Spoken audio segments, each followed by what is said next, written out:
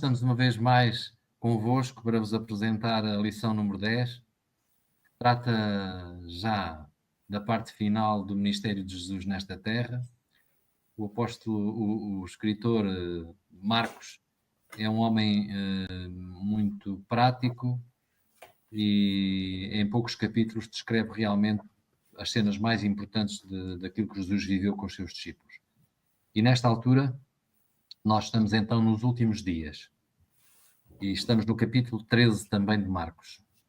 Aliás, no final de Marcos 12, do capítulo 12, temos uma pequena história muito conhecida também, a história da oferta da viúva no templo, não é? E começamos a lição por aí. Mas o que é interessante é que nós vamos ver aqui Jesus a falar de uma profecia notável sobre a destruição do templo e que é uma profecia que ultrapassa essa realidade do tempo de Jesus, da geração seguinte, nos anos 70. O general Tito destruiu, como Ellen White descreve muito bem no Grande Conflito, destruiu o templo, ele e o seu exército, e foi uma destruição total como Jesus tinha predito. E sabemos que essa destruição também foi consequência do povo judeu não ter aceito ou ter rejeitado o Salvador do mundo.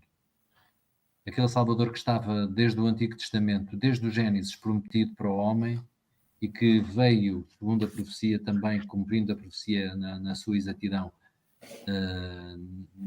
na plenitude dos tempos, pois esse homem Deus foi rejeitado pelo seu povo.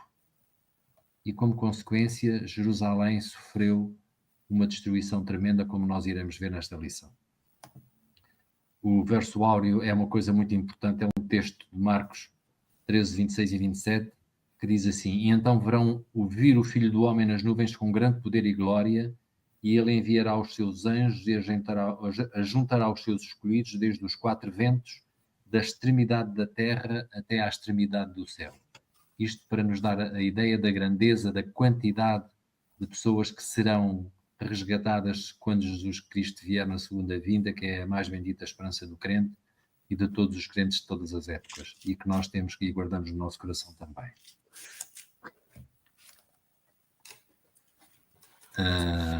Adriano. O Adriano agora vai dar uma palavrinha sobre as duas moedinhas na oferta da viúva.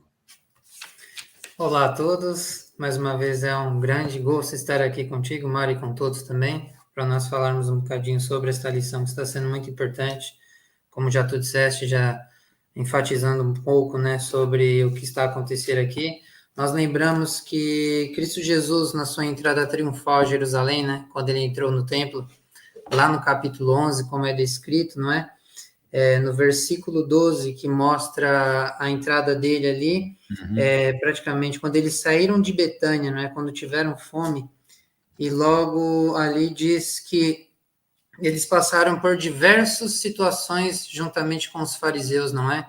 Exato. Cristo Jesus estava a ser provado ali de diversas maneiras, a ser questionado sobre o antepassado, não é?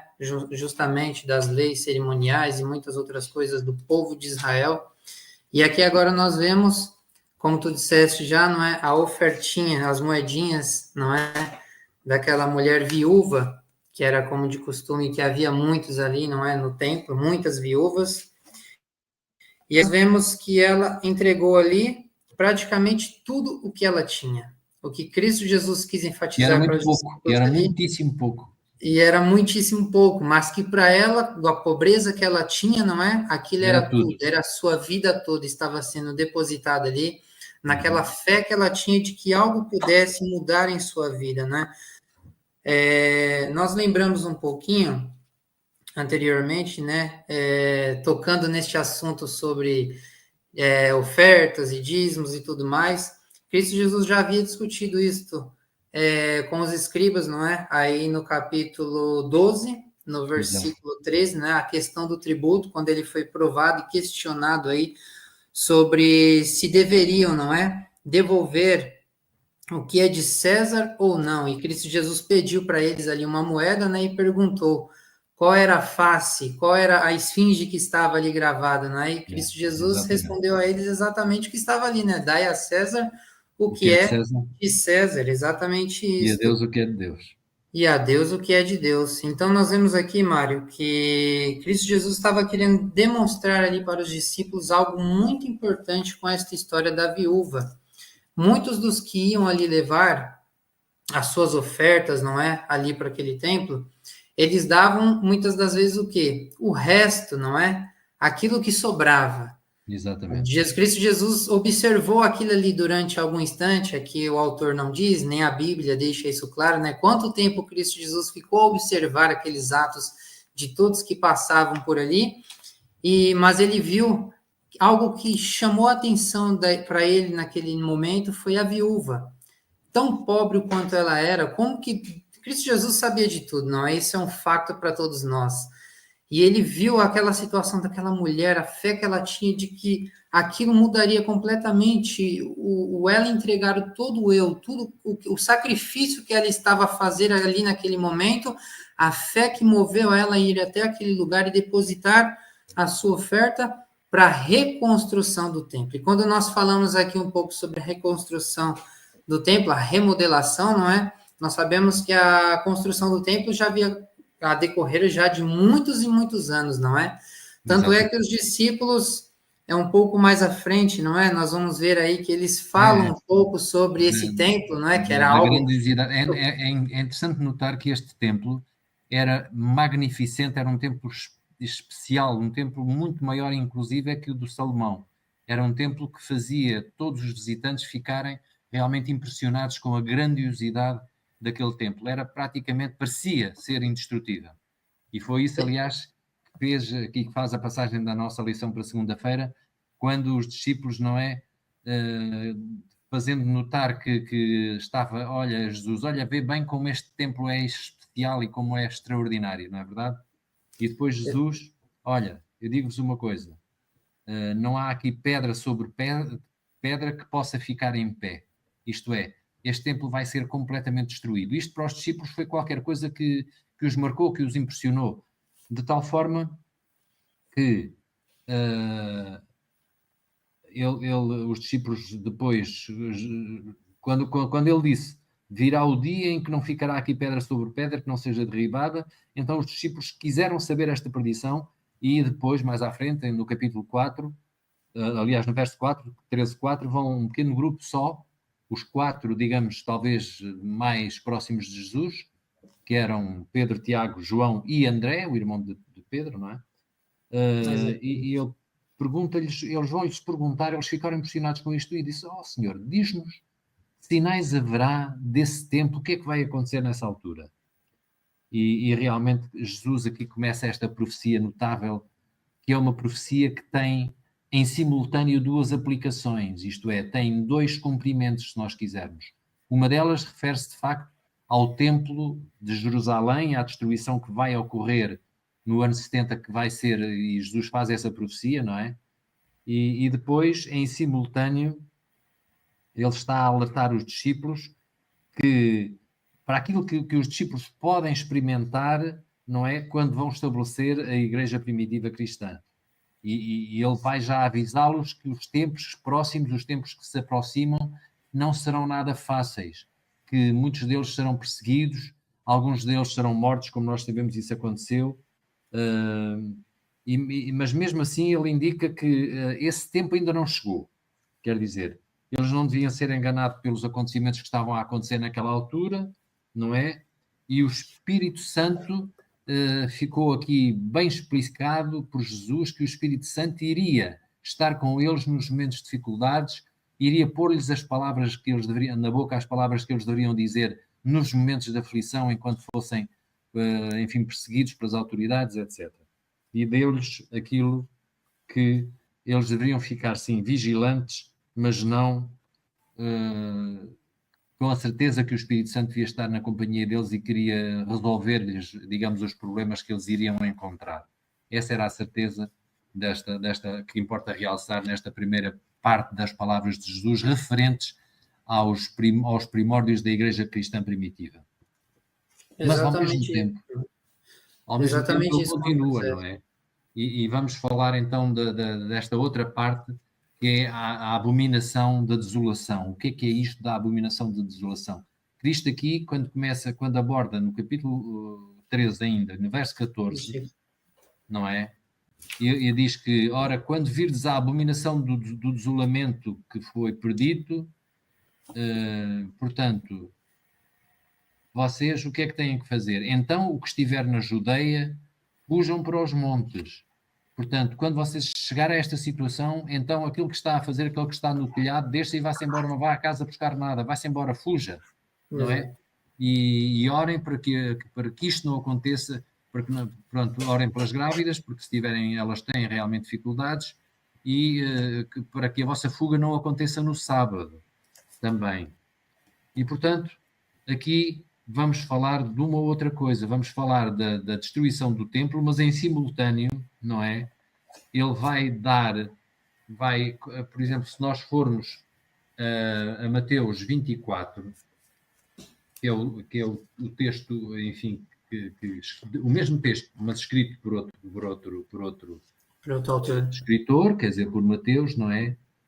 Ele diz assim: quando depois virdes o abominável da desolação, isto está em Mateus 24, 15, quando depois virdes o abominável da desolação de que falou o profeta Daniel, portanto, ele aqui diz diretamente, e que falou, e com certeza Marcos também foi testemunha disto, e então Marcos, aliás, ele não foi testemunha, ele escreveu pela testemunha de outros, como Pedro, por exemplo. E quando Jesus diz de que falou o profeta Daniel, Pedro também o ouviu e também o citou a Marcos, mas Marcos não achou interessante estar a falar de Daniel. De qualquer forma, sabemos que Jesus falou nesta altura de Daniel. Então, os que estiverem na Judeia fujam para os montes, quem estiver sobre a eira não deixa atirar da casa alguma coisa, quem estiver no campo não volta atrás para buscar a sua capa, e ai das grávidas e das que amamentam naqueles dias. Orai para que a vossa fuga não se dê no inverno nem no sábado. Reparem como estes pormenores são ditos, talvez de uma forma mais esmiuçada, por Mateus. Mas o que é que importa realçar aqui? Aqui sabemos que esta profecia de Daniel 13:14 está a falar da profecia de Daniel 9. E esta profecia de Daniel 9 fala do quarto animal e da ponta pequena do quarto animal, não é? E fala da grande perseguição descrita das profecias já de Daniel 7 e 8, onde o poder, que é a ponta pequena do quarto animal, como eu disse, vai atormentar o povo e vai perseguir o povo por um tempo, tempos e metade de um tempo. Aquilo que nós lemos até numa lição há pouco tempo ainda, não é? Sim. E isto é as 42 semanas também, ou os 3 anos e meio, e que se traduz num período que vai desde 538 até 1798. E o que é que aconteceu aqui? Aqui vai-se estabelecer, porque nós podemos falar disto enfim, da ponta pequena e a ponta pequena nós sabemos que é o papado, não é? E o poder do papado que perseguiu a Igreja, perseguiu os santos durante aquele período da escuridão da Idade Média e que, enfim, tornou praticamente impossível que alguém tivesse uma ideia diferente daquilo que era a ideia da Igreja Católica Romana. E todos aqueles que, enfim, não concordavam ou se escondiam ou eram perseguidos e mortos. Por isso mesmo, este foi o ano, enfim, da escuridão. Mas isto teve um fim. Quer dizer, sabemos que estas 42 semanas vão ao 1260 dias, que são 1260 anos, não é? Literais, e este tempo estendeu-se de 538. E o que é isto de 538? O que é que aconteceu em 538? Aqui foi a data em que o imperador Justiniano, com o seu general Belisário, venceu os ostrogodos e os expulsou de Roma. E, portanto, tornou-se aqui o seu código, o Código de Justiniano, que já tinha sido concluído no ano 534. Este código foi concluído, mas teve a sua, teve a sua promulgação neste ano 538. E então, ele foi nessa altura, o papado foi colocado como cabeça formal do cristianismo em Roma. Daí a data ser tão importante para a contagem profética. E sabemos, há muitas discussões à volta desta data, mas o 538 nós juntarmos a 538 os 1260 anos, vamos acabar no ano de 1798. E o que é que aconteceu? Esta ponta pequena tem uma ferida mortal. Mais tarde vai ser curada, mas tem uma ferida mortal. E esta ferida mortal foi imposta pelo general de Napoleão, o general Berthier, que invadiu Roma, prendeu o Papa e o levou preso para a cidade de Avignon. Portanto, tudo isto são factos históricos que demonstram que aqui Cristo, quando está a falar da grande tribulação, não se referia apenas ao tempo da sua igreja, embora também se falasse do tempo de perseguição no primeiro século da igreja primitiva, mas estava a falar de um tempo mais lato, mais posterior, que seria o tempo da Idade Média e que terminou realmente com esta ferida mortal, com esta chaga mortal imposta ao papado em 1798. Ora bem, tudo isto para dizer que a profecia que Jesus Cristo aqui fala sobre a destruição de Jerusalém tem, digamos, três aplicações. Ela refere-se ao tempo presente da altura, à geração que estava a iniciar o cristianismo, aos apóstolos que estavam a ouvir, refere-se mais tarde já ao poderio papal que se estabeleceria a partir de 538, portanto 500 anos depois, e mais tarde ele vai falar também, por isso é que isto é considerado um discurso escatológico. Escatológico porquê? Porque tem que ver com a segunda vinda, tem que ver com o fim dos tempos, com o fim da história. E a segunda vinda vai trazer a esperança. Portanto, ao mesmo tempo que Jesus fala da fuga, sabemos que vai haver também perseguição aos santos que nos últimos tempos se mantiverem fiéis a Jesus e que vão ser perseguidos por uma força poderosa unida nesta altura, que é a besta que saiu da terra e a besta que subiu do mar. E, portanto, sabemos que isto tudo tinha um cumprimento futuro e, portanto, Cristo está a falar aqui de três épocas diferentes nesta profecia sobre a destruição do Templo de Jerusalém. Exatamente, Mário. E tudo isso também a gente consegue tirar como exemplo para nós, não é? Cristo Jesus, com toda essa escatologia que nós estamos a estudar sobre o cumprimento das profecias, nos mostra também para os tempos nosso também de hoje, né, Mário? Exatamente. Hoje nós também devemos nos preparar, devemos estar atentos a esses eventos que estão a decorrer, não é, por toda a Terra. Eu lembro-me muito bem ainda, quando eu era miúdo, ainda meu avô dizia para mim, não é, que ele que já é adventista já de muitos anos, hoje já está com seus 87 anos, e ele sempre lia o que está escrito justamente aí no capítulo 13, no versículo 13: sereis odiados de todos por causa do meu nome. Aquele, porém, que perseverar até o fim, esse será salvo. Então, nós, como os cristãos, né, Mário? Hoje em dia, nós não vemos o que aconteceu na altura do Império Romano, não é? Juntamente com o papado, que perseguia, que matava, como tu disseste bem na história toda. Parabéns aí por lembrar muito bem das datas e de tudo mais do que decorreu, não é, nessa altura, com as perseguições dos reis, de reinados. Hoje em dia é oculto, não é, Mário? Nós não conseguimos perceber bem aos olhos nu ao ver isso acontecer. Nós vemos guerras, nós vemos terremotos, vemos muitos eventos que estão a decorrer, mas nós sabemos que o inimigo ele é silencioso, ele está agindo por detrás, não é? Dos bastidores, e nós, como os cristãos, nós devemos examinar as escrituras, que é o que Deus nos pede hoje em dia, não é? Para nós atentarmos. Era a mesma mensagem que Cristo Jesus estava querendo dizer para os discípulos, algo que eles não estavam a perceber ali, justamente naquela altura, não é, Mário? Exatamente.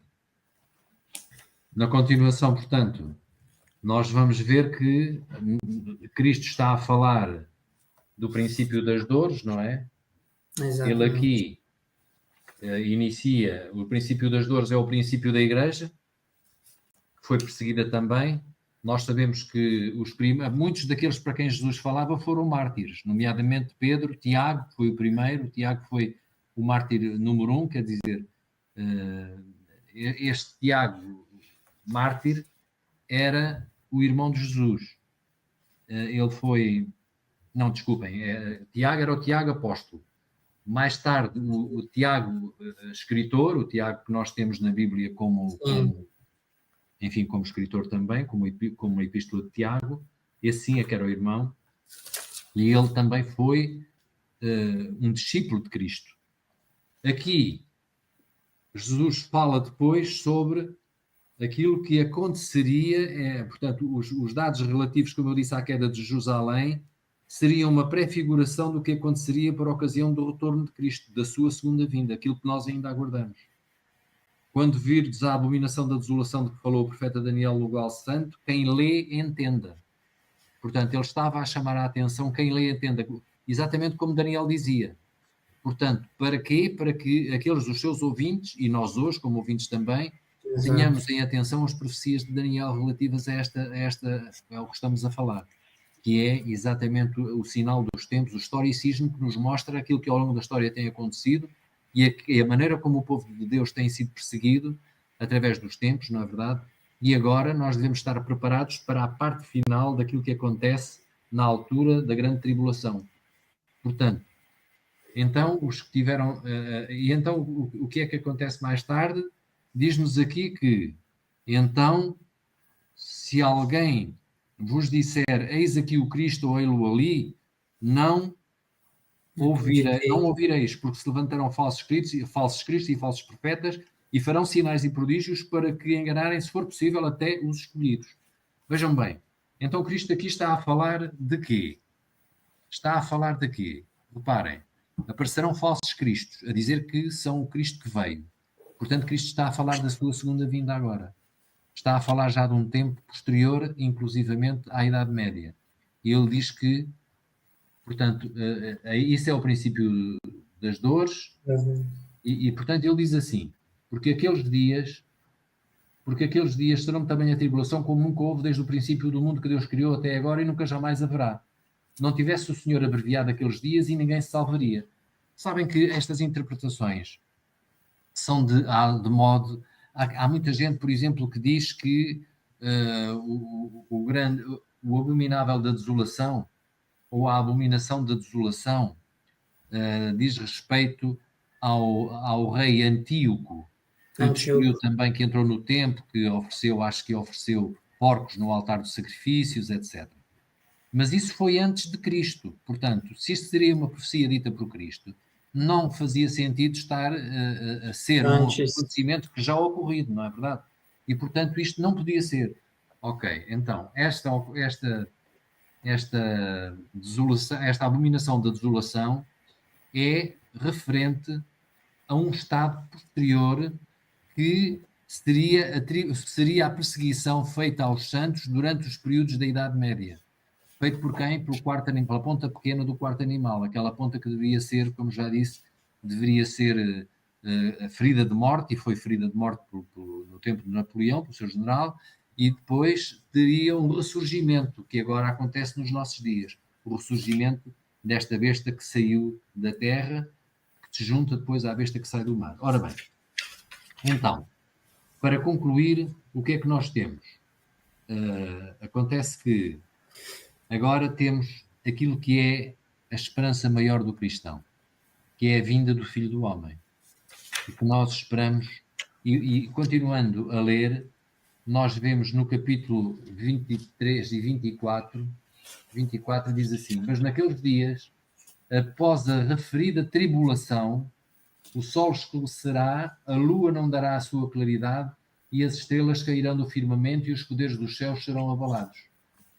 Todos estes sinais de que Cristo falou neste discurso não foram sinais que aconteceram nessa altura. Aconteceram já nas nossas gerações, aconteceram já no século XIX e século XX.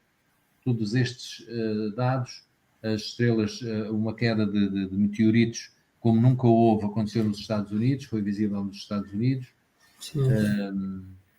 A Lua não dará a sua claridade, períodos em que não são apenas eclipses lunares, mas situações inexplicáveis até inclusivamente para a ciência. Tudo isso já ocorreu.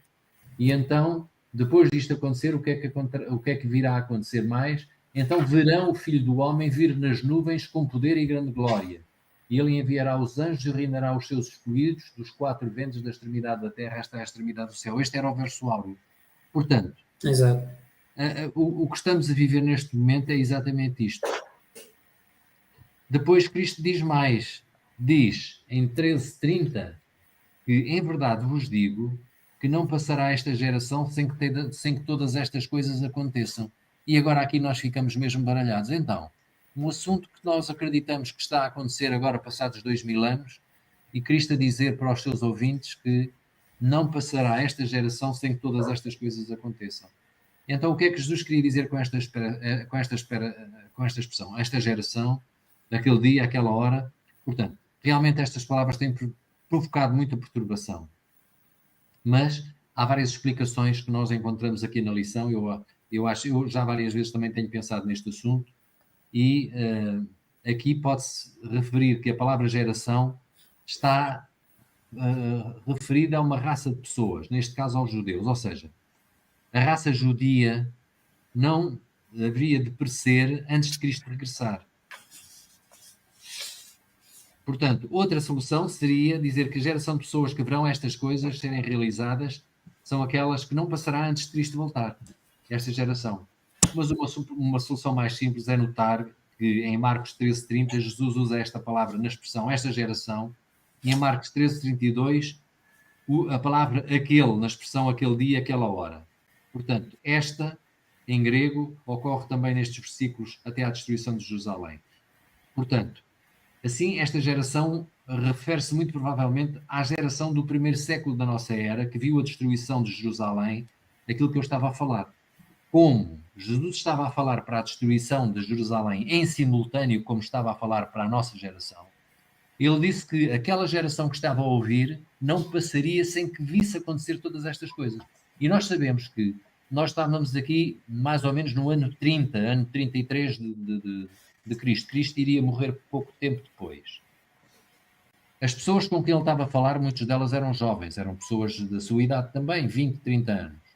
Ora bem, essas pessoas estariam, segundo o que ele dizia, vivas no tempo da destruição de Jerusalém. Quando é que aconteceu a destruição de Jerusalém? 40 anos depois. Portanto, essas pessoas já seriam 60 ou 70 anos, mas estariam vivas, o que é também plausível e lógico e normal. E, portanto, Jesus estava a dizer que não acontecerá. Vocês não passará esta geração sem que vejam esta cidade, esta pedra sobre pedra a ser derribada. Era isso que Cristo estava a dizer. Eu penso que esta é a explicação mais plausível que nós temos para esta expressão perturbadora de que esta geração não passará sem que todas estas coisas aconteçam. Não sei se queres dizer mais alguma coisa sobre este assunto. Sim, Mário, só completando exatamente o que tu disseste já agora, não é? Aqui no Espírito de Profecia diz assim, ninguém sabe nem o dia nem a hora, mas ele também deu sinais de sua vinda e diz que quando virdes todas estas coisas, sabeis que está próximo às portas, não é? Ele ordenou-lhes, à medida que os sinais de sua vinda aparecessem, olhai para cima e levantai as vossas cabeças, porque a vossa redenção já se aproxima. Já que não sabemos a hora da vinda de Cristo, devemos viver sóbria e piedosamente neste mundo presente, aguardando a bendita esperança e o aparecimento da glória do grande Deus e o nosso Salvador Jesus Cristo. Seu povo deve preservar seu caráter peculiar como os seus representantes. Há trabalho para cada um deles fazer. Os ricos devem trazer os seus meios, os honrados sua influência, os eruditos sua sabedoria, os pobres sua virtude, assim como nós já falamos, né, sobre a viúva que era muito pobre. Exatamente. Se quiserem ser obreiros eficazes de Deus, eles devem colocar-se em correta relação com Deus, para que possam refletir a luz da glória de Deus que brilha no rosto de Jesus Cristo. Olha que pensamento que nos acende uma luz nos nossos dias, né, Mário? Exatamente. Algo importante, todo mundo tem uma importância no reino de Deus, não é? Exatamente. Todos nós temos uma parte para cumprirmos enquanto estamos aqui na Terra, não é? Todos esses escritos, todos os escritos inspirados, né, do Espírito de Profecia, tudo isso nos serve como uma luz, uma direção pela qual nós devemos seguir, não é? Como já tu disseste, as histórias, não é? Todos os acontecimentos, todas as profecias que foram cumpridas, ditas aí, relembradas, não é, por Cristo Jesus, que foram ditas há muitos anos atrás, não é, por Daniel, pelo profeta Daniel, e Cristo Jesus, ele mesmo que também foi o grande profeta, né, Mário? Ele também deixou uma profecia para nós sobre o seu regresso, sobre o seu retorno para nos buscar, e ele é fiel, não é, para cumprir justamente aquilo que ele disse no passado, e nós devemos crer e confiar na sua promessa para os nossos dias. Adriano, o que é importante saber é que, assim como o Senhor proveu que na destruição de Jerusalém o general Tito fizesse uma pausa que foi um bocadinho impensável para quem agora analisa as coisas, mas foi com certeza, digamos, dirigida por Deus para que os cristãos pudessem sair da cidade, porque ele tinha todas as condições para atacar e destruir a cidade, mas resolveu fazer uma pequena pausa, distanciar-se, e isso foi aproveitado para os cristãos saírem da cidade naquele tempo. E todos saíram. E assim como ele preveniu, portanto, os seus discípulos quando há a destruição de Jerusalém, dando-lhes um sinal daquilo que iria acontecer, ele também nos pode hoje livrar daquilo que vai ser a grande tribulação. E nós temos a certeza, assim como os seus discípulos foram salvos da destruição na altura em que o general Tito destruiu Jerusalém, e houve milhares, dizem que até perto de 1 milhão de mortos nessa toma da cidade. Reparem bem a quantidade de desgraça que aconteceu, e os cristãos foram salvos miraculosamente. Pois bem, na grande tribulação que vai acontecer no nosso tempo, nós temos a certeza da parte de Cristo que temos o Espírito Santo do nosso lado e que podemos estar seguros no seu colo e que ele nos levará para a pátria celestial. É essa a nossa esperança. Amém. Pois bem, podemos terminar com esta ideia, nos conforta os corações, e aproveitar realmente, seja qual for a nossa situação, de ter presente que Cristo não vai tardar muito e que temos que viver cada dia. Nós não sabemos a data nem a hora, porque isso não nos é dado, só o Pai é que sabe, mas vivermos de uma forma digna, de uma forma que possa honrar o seu nome. Possa ser essa a nossa esperança para mim e para vós. Amém. Amém.